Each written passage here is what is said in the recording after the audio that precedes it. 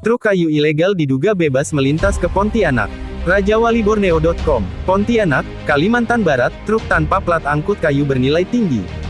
Dua unit truk tanpa plat nomor terpantau mengangkut kayu bernilai tinggi jenis belian ulin dan keladan dari wilayah Sandai menuju kota Pontianak, Kalimantan Barat.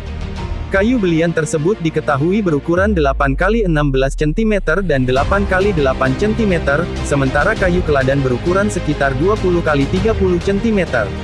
Berdasarkan informasi yang dihimpun, kayu belian ulin dan keladan tersebut diduga milik seseorang bernama Purba.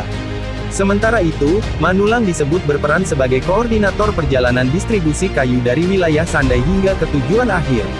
Setelah melintasi jalur Trans Kalimantan, salah satu truk bermuatan kayu keladan masuk ke sebuah sawmill Po Kelantan milik Atong yang berlokasi di Jalan Komio Sudarso, Gang Langer 1, Pontianak.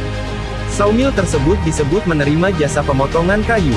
Di sisi lain, kayu belian milik Purba diduga dibeli oleh seorang cukong berinisial Ajun yang juga beralamat di sekitar area Po Kelantan. Aktivitas jual beli tersebut kuat diduga dilakukan tanpa dilengkapi dokumen hasil hutan yang sah. Kayu belian disimpan di gudang ekspedisi. Sementara itu, kayu belian berukuran 8 x 16 cm dan 8 x 8 cm tidak langsung diproses. Kayu tersebut justru disimpan di salah satu gudang bongkar muat ekspedisi Pontianak ke Pulau Jawa. Gudang tersebut berada di wilayah Sungai Jawi Dalam, Kecamatan Pontianak Barat, Pal 3. Di dalam lokasi itu, terdapat usaha mebel milik seseorang berinisial Medi yang diduga dijadikan tempat penyimpanan sementara kayu ilegal tersebut. Yang menjadi sorotan publik, sepanjang perjalanan dari Sandai hingga Pontianak, truk bermuatan kayu tersebut dilaporkan melintasi sejumlah polsek dan polres tanpa mengalami pemeriksaan berarti. Yang aneh, pengangkutan kayu ilegal dari Sandai sampai Pontianak itu aman-aman saja, padahal melewati banyak polsek, ungkap D, salah satu sumber yang meminta identitasnya dirahasiakan.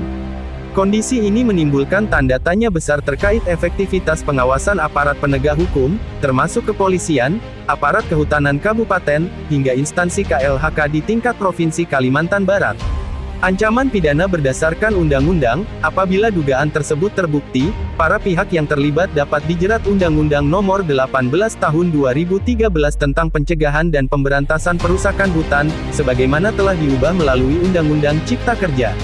Ancaman pidana berlaku bagi setiap pihak yang mengangkut kayu tanpa dokumen sah, memiliki, menyimpan, memperdagangkan, atau menguasai hasil hutan ilegal.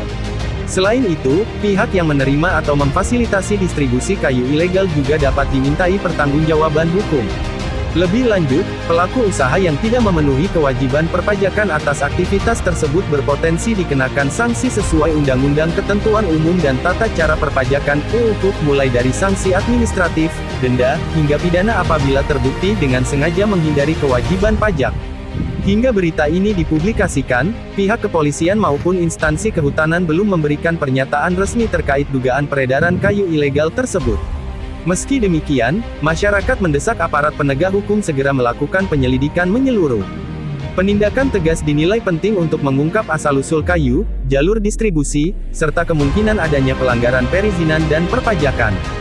Selain itu, langkah konkret juga dibutuhkan guna menekan praktik pembalakan liar yang selama ini dinilai merugikan negara dan merusak lingkungan. Tim Investigasi Rajawali melaporkan.